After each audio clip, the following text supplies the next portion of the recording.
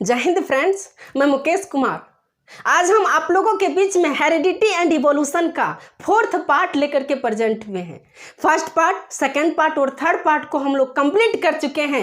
यदि आप नहीं देखे होंगे तो डिस्क्रिप्शन बॉक्स में उसका लिंक भी दे दिए हैं, वहां से जाकर के आप आसानी से पढ़ सकते हैं। फ्रेंड्स, आज जो हम आप लोगों के बीच में टॉपिक लाए हैं वह टॉपिक है सेक्स डिटर्मिनेशन। बहुत ही इंटरेस्टिंग टॉपिक है। स्टूडेंट इस टॉपिक के लिए वेट कर रहे होते हैं। जब यह चैप्टर स्टार्ट होती है तो इसी टॉपिक के लिए लोग वेट करते हैं, क्योंकि यह बहुत ही इंटरेस्टिंग टॉपिक है।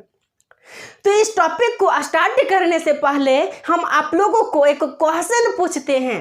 उस क्वेश्चन का आंसर आप कमेंट में जरूर दीजिएगा, हम उसका रिस्पॉन्स देंगे। फ्रेंड्स, क्वेश्चन ये है, किसी महिला का 6 बच्चे हो गए और उनमें से सारे के सारे लड़कियां हो गई, तो बताइए कि उस महिला को जो सारे के सारे लड़कियां हुआ उसमें से दोषीदार कौन है? ऑप्शन नंबर 1 उसके पापा, ऑप्शन नंबर 2 उसके मम्मी, ऑप्शन नंबर 3 हमारे परम पिता परमेश्वर हमारे भगवान, या ऑप्शन नंबर 4 इनमें से कोई नहीं। आप आंसर को कमेंट में जरूर दीजिएगा, हम उस पर रिस्पॉन्स देंगे। फ्रेंड्स, ये जो टॉपिक है सो इसी से रिलेटेड है कि यदि किसी महिला को लड़का हो रहा है या लड़की हो रही है, यह किस पे डिपेंड करता है? उसके मम्मी पे करता है या उसके पापा पे करता है? तो वही हम समझेंगे। पहले के ज़माने में क्या होता था कि किसी महिला को 4 से 5 लड़कियां होती थी तो लोग बोलते थे कि इस महिला में कोई दोष है, किसी तरह का प्रॉब्लम है। यही वजह है कि इसको बार बार लड़कियां हो रही है, इसलिए उसको छोड़ देते थे। फिर वो जो उसके हस्बैंड होते थे वह दूसरा शादी रचाते थे। अब दूसरी शादी जब दूसरकी वाली आती थी तो उसको भी यही सिचुएशन, यानी उसे भी 4-5 बेटियां हो गई। फिर तीसरा शादी किया। इस तरह से एक हस्बैंड का ना जाने कितने मेहरारू हो जाते थे पहले के ज़माने में। लेकिन आज के लोग सब पढ़ लिख चुके हैं, एजुकेटेड हो चुके हैं, लोगों को अंदर समझ आ चुकी है कि ये जो लड़के होते हैं या लड़कियां होती है या किस पे डिपेंड करता है। तो उसी को हम लोग समझेंगे इस टॉपिक में। तो एक वर्ड आती है क्रोमोसोम, जिसके बारे में हम पिछली क्लास में पढ़ चुके हैं। तो मनुष्यों में जो क्रोमोसोम का नंबर होता है वह क्रोमोसोम की संख्या कितनी होती है? तो टोटल 46 होती है। पेयर्स में यदि हम इसको देखते हैं तो पेयर्स में 23 पेयर्स हो गया, 23 पेयर्स। और इनमें से 2 टाइप के क्रोमोसोम हमारे बॉडी में पाए जाते हैं। वो कौन कौन से? तो पहला जो है उसको हम लोग ऑटो क्रोमोसोम कहते हैं, ऑटोसोम। और दूसरा जो होता है वह सेक्स क्रोमोसोम, सेक्स क्रोमोसोम।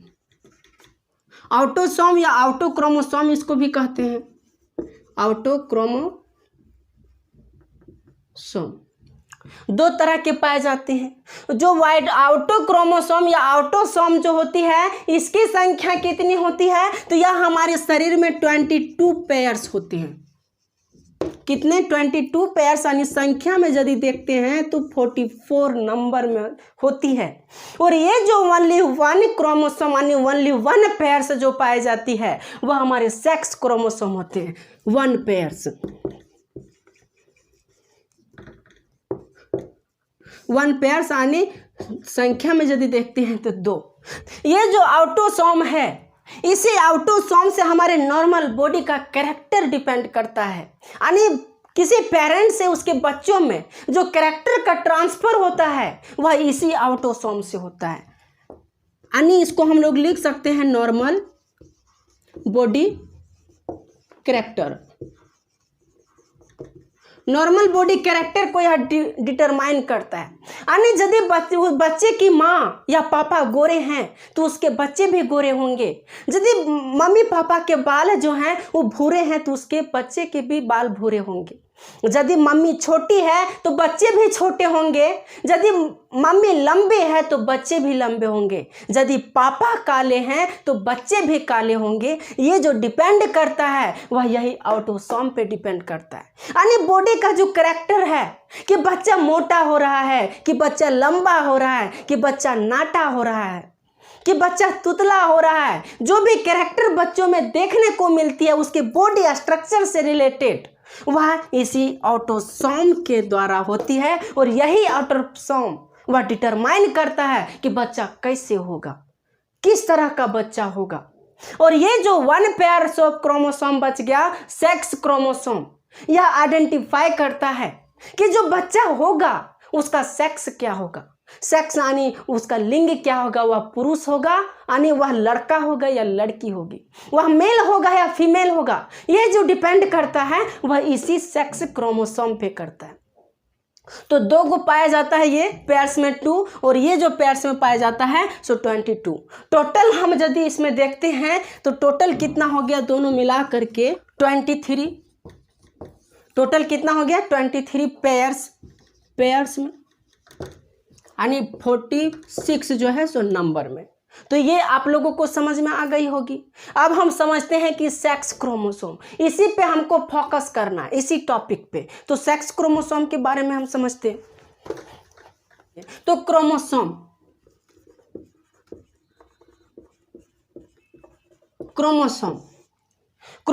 में हम लोग लेते हैं एक मेल और दूसरा फीमेल।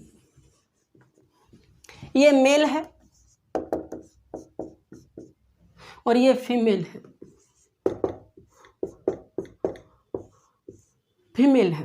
मेल और फीमेल, मेल फीमेल। मेल में जो क्रोमोसोम पाई जाती है वह क्रोमोसोम कितना हो गया, तो 22 ऑटोसोम हो गया, 22 ऑटोसोम। और 1 पेयर जो पाई जाती है वह सेक्स क्रोमोसोम।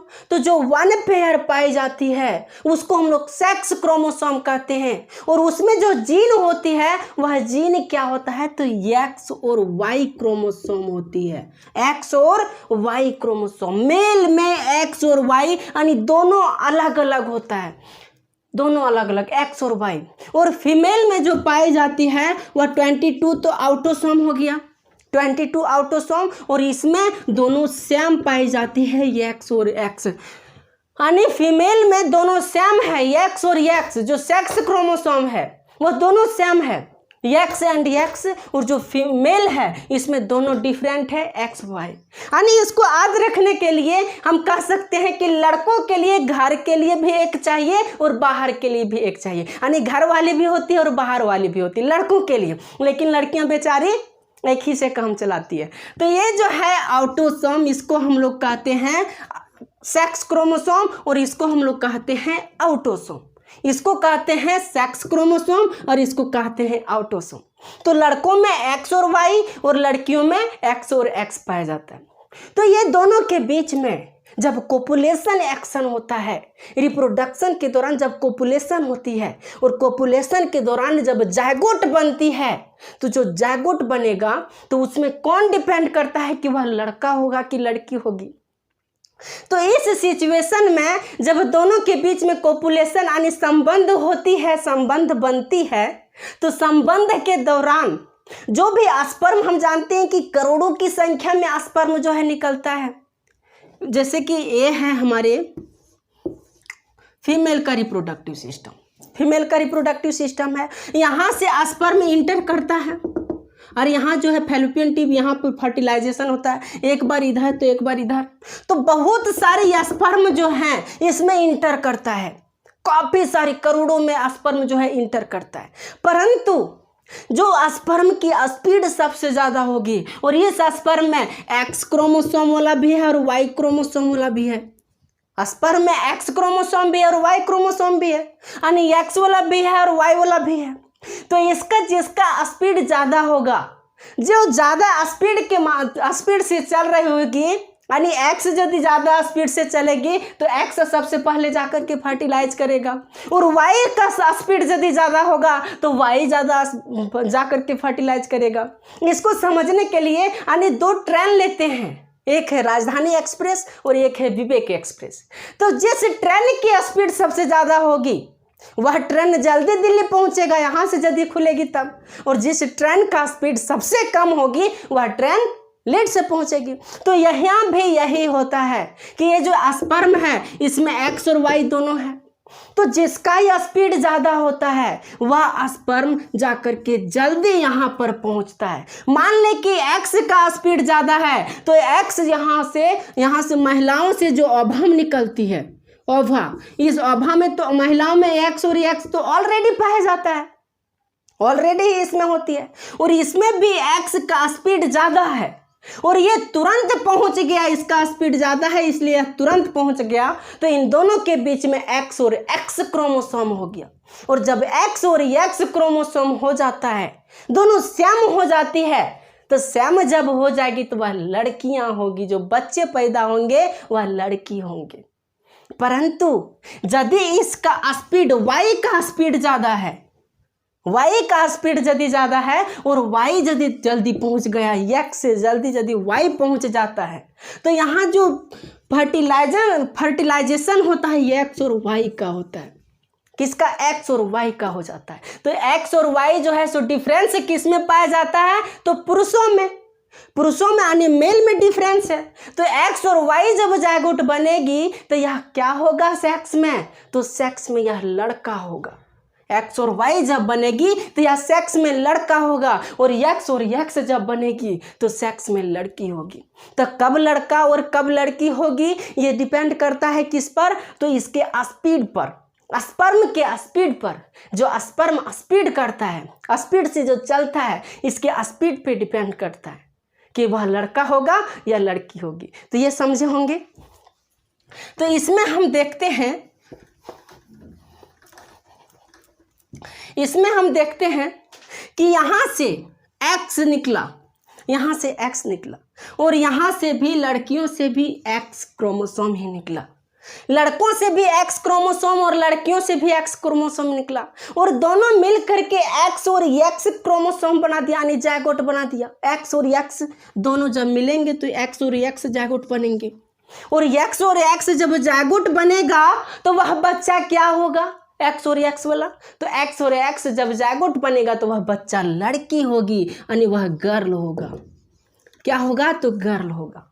दूसरा कंडीशन में यदि वाई यहाँ से आया और यहाँ से तो एक्स आया, और एक्स और वाई यदि मिल जाता है, तभी इस कंडीशन में जो बच्चे होंगे वह बच्चा कैसा होगा? तो वह बच्चा लड़का होगा। यानी एक्स और वाई जब मिलेगा तो यह बच्चा बॉय होगा। क्या होगा? बॉय होगा। तो इस कंडीशन में हम लोग देख रहे हैं कि यहाँ जो सेक्स का डिटरमाइन हो रहा है यह इस लड़के पे डिटरमाइन हो रहा है, यानी लड़के में अलग पाई जा रही है।